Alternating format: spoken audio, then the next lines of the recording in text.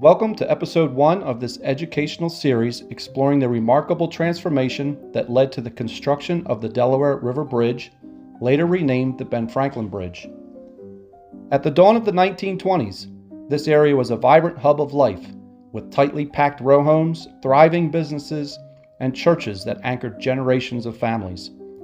This neighborhood stood as a testament to the industrial and cultural fabric of Philadelphia, until the demands of progress intervened.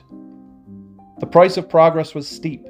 Entire blocks of properties were condemned, and families and businesses were displaced to make way for the bridge's massive approaches. Over the next several years, the sounds of demolition filled the streets, giving way to the rise of steel towers and concrete spans that would forever change the landscape.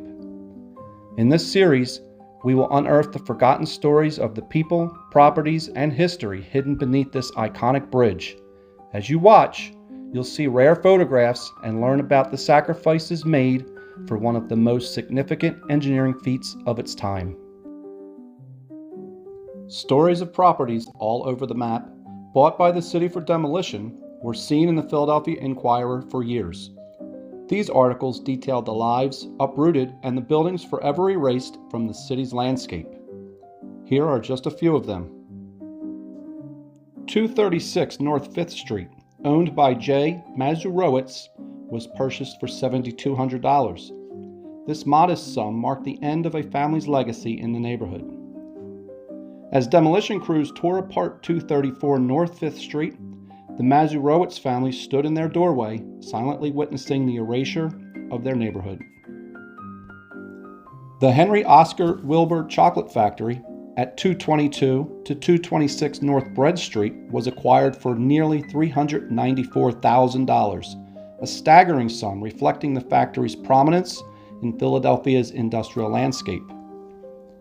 The factory's land was absorbed into the bridge's western approach, but its legacy lives on. The remaining building, repurposed as the Chocolate Works Apartments, still stands as a testament to its industrial roots. 111 Spring Street, owned by Eleanor Maloney, holds a claim to history as the first Philadelphia home of Benjamin Franklin. Its story will be explored in greater detail in a future video.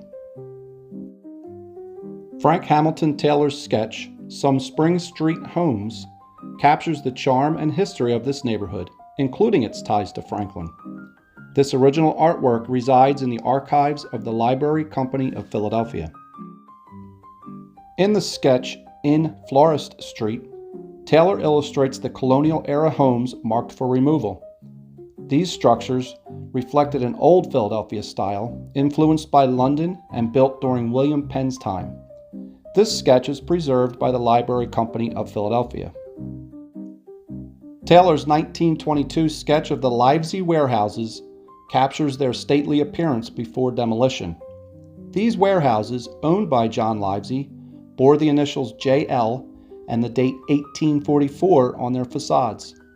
I am proud to own the original sketch of this historic site. St. John's Lutheran Church was more than a building.